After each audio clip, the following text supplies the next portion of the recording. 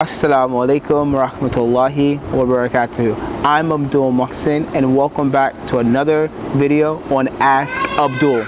So in today's video, what I want to go over with you is give you guys the truth about the Islamic perspective here in Dubai. If that sounds good to you, stick around to the end. It's going to be good. Alright, so the truth is I don't know everything. But what I do know is living here in the UAE as a revert Muslim who's come from the United States to the UK and from the UK to the UAE, what I can say is that the Islamic perspective, is there a huge difference between the UAE, the UK and the USA? To be honest, not really, at least in Dubai. Dubai is quite modern, very advanced in technology, an expat oriented place. There's many people from all different countries around the world, and no doubt you do have your general locals or your general Arabs or people from Muslim countries and things like that here. But what I find, in my honest opinion, is that so many people are busy with their day-to-day lives that they're not here to seek knowledge, or they're not here to, become a scholar, or they're not here to really be diving into Islamic perspectives and things where you have so much free time to further yourself in your religion. Of course, the very big, huge benefit here is that there are prayer rooms everywhere. There are masjids everywhere. You do hear the adhan out loud. You do have separate segregations on the train, and things like that. But the rest of the stuff is quite typically the same. You will see people who are not properly observing the Islamic dress code. You may see people who are not closing their shop for the time of prayer, or all the rest of the things that people may be totally shocked about. Let's dive into a little bit of some current events that's recently happened. Many people are going crazy about the fact that and I believe here in the UAE and in Saudi Arabia that they're celebrating Halloween. No doubt this is absolutely impermissible and wrong in Islam, and especially a place like Saudi Arabia to do that. But if you look at the state of the people and the iman and the faith of the people, then you would know that it's a bit shaky. So we have to be real with ourselves, and many people say, oh, don't move to Dubai or the UAE for hijrah, or don't come here, it's no point, it's this and that. I'm not going as far as the extent to say that there's no point, but what I would say is that maybe there are better options. Now, when you consider those better options, what you need to take into consideration is the fact that if you go to Egypt, yeah, it's cheaper. No doubt, it's cheaper. But do you have the stability of your visa status and the safety of how you live and the cleanliness and all the rest of it? No doubt, there are scholars in Egypt. You can learn the Arabic language and so on and so on and so on. But I'm not here to sell a false narrative. What I'm here to do is to tell you the truth. And the truth is that Dubai is not the most Islamic environment, okay? Now, that will bring me to the next point.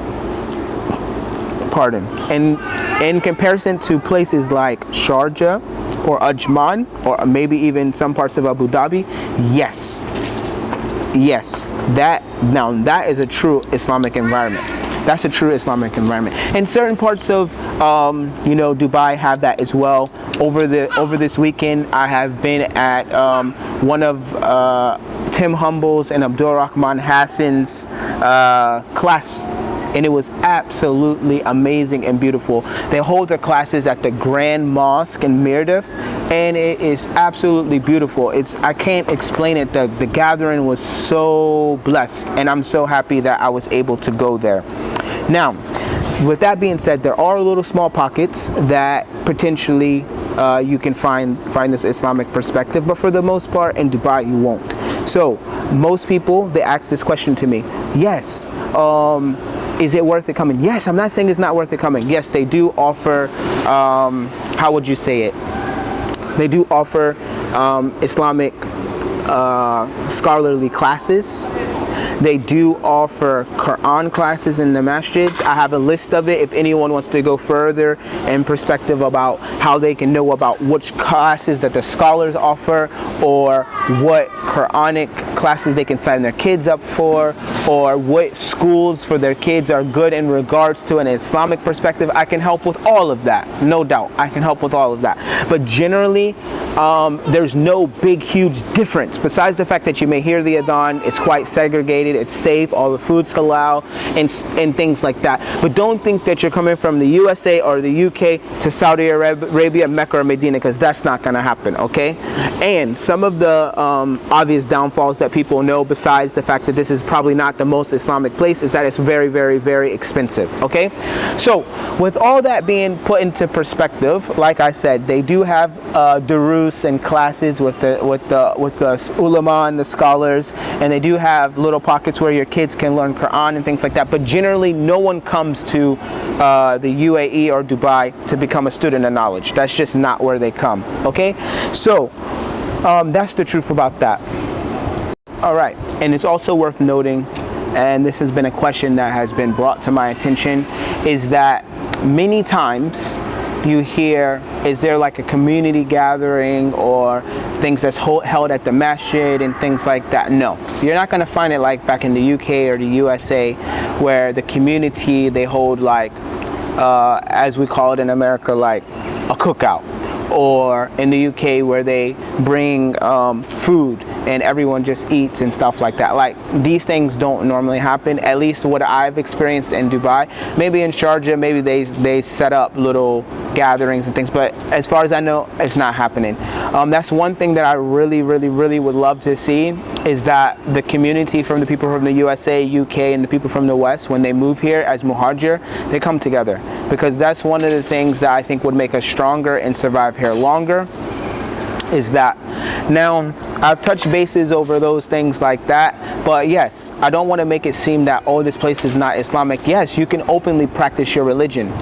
I have been said to me, and not in my like current workplace, but previous places that I've done dealings and stuff with, people have said like, why are you dressing like that? Are you trying to be a local by me wearing the thobe? Or people say, why are you dressing like that? You know, this or that. And, you know, and these things is something which, you know, it happens that you'll find people who are here who are Muslim, but they're not practicing. You know, and when they see you practicing, or you see you with the beard and things like that, they may find it strange, you know. So that's something that you may, you know, they won't do anything to you, or they won't object to you, or you won't face any harm, but it's just something which is ajib, but it's quite strange. So practicing Islam obviously in these days is quite strange anyway, but yeah, so alhamdulillah, it's a beautiful country. You can openly practice your religion. It's safe. You have like segregated men on this part of the train, women on this one, women sitting in front of the bus, men sitting in the back. Like, you know, there's not much free mixing. It's like people have respect for Islam and things like that. But I don't want people to get misled and think that because I can't make it to Mecca and Medina, I'm just going to go to the UAE and that's going to be sufficient. Yes, they do have beneficial things that happen. Sheikh Khalid Ismaili, he has classes a few times a week. You have Sheikh Muhammad Ghalib, he has classes at Masjid Aisha. You have Abdul Rahman Hassan and Tim Humble, they have classes at Mirdif. You have a pocket of brothers in Shardif, some of the people from the West. You have a pocket of brothers in Ajman and things like that. Yes, there is something here, but I don't want to oversell that this is the Islamic place for everyone to make hijrah. But you must be prepared when you come, and you must be ready to face and understand that, you know, you may see some things that shock you, you know, and you have to be patient with it, and you have to understand that we are living in strange times, and that it's upon you to practice your religion, and if others around you are not, then you just have to be patient. And that's pretty much the Islamic perspective of Dubai. If you have any more questions, ask Abdul. I'm willing to go into the comment sections and ask them. Or if it's a nice question, I may make a short video on my TikTok page where you can go over there and you can see that there. But most definitely, in comparison to the USA and the UK, yes, this is better. But I don't want you guys to think that this is the new Mecca or Medina, because no, it will never be Mecca or Medina. And you are going to see a lot of the things that you see in the West here, okay? As if they want to pretend to be the West. But it is what it is, and alhamdulillah. All right, let's be real. I know a lot of people say they want to be a muhajir or they want to make hijrah, but the true reality is where are you coming from?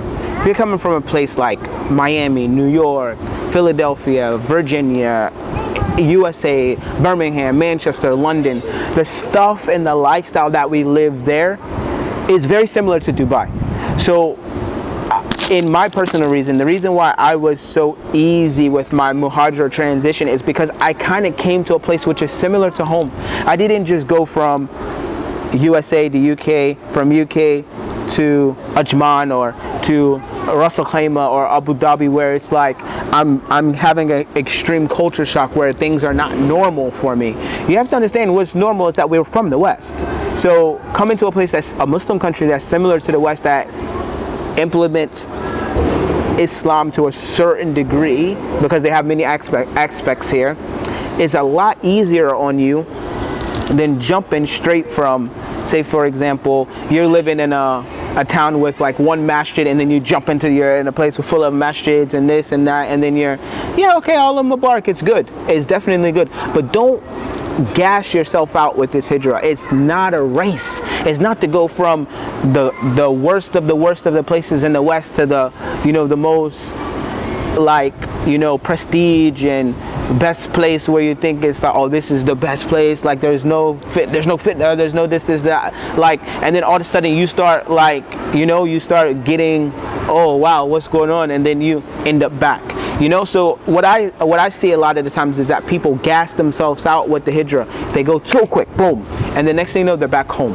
So take it slow, you know. I'm not telling people, oh, come to Dubai because it's kind of like the West and it's easy to transition into this than going to Sharjah, Ajman. No doubt, if you've been to a Muslim country before, or you're prepared for your kids to have that extreme culture shock, and you know they're not going to have the same lifestyle that they had before, especially with young kids, you know, like you have to be wise. You can't just run into it and think like, oh, I'm gonna just go straight into like Ajman with my 3 little kids, and you know my kids are not gonna, you know, maybe have like somewhere to like play or this or no entertainment or that. Like, just be wise. That's all I'm saying. And if anyone needs any advice or any counseling, as I told previously before, I do this and I'm willing to help people out with their journey and give them a more insight. Or if anyone wants to know more about like those Quran classes or the sittings of the Talib al-Ilm or the scholars, let me know. I got you on that as well. So pretty much that's all I wanted to give you guys about the Islamic perspective of Dubai. Just don't gas yourself out, and don't try to be more than who you are. Like, if you know who you are, you know you need to be near Westerners, or you need to be near like a metro, or you need to be near Dubai Mall or the malls and this and that. You know how your wife is. Your wife is not prepared to be sitting in the house somewhere in Ajman or Sharjah. Then put yourself in the right position. Don't make crazy rational decisions to try to, I'm leaving the West and this, that, I'm never going back, I'm disassociating myself with USA and UK. Don't do all that. Calm down, take it step by step. That's all I can say. Subhanaka Allahumma wa bihamdi. Ashhadu an la ilaha illallah wa astaghfirullah wa atubu ilaik. Assalamu alaikum wa rahmatullahi wa barakatuh.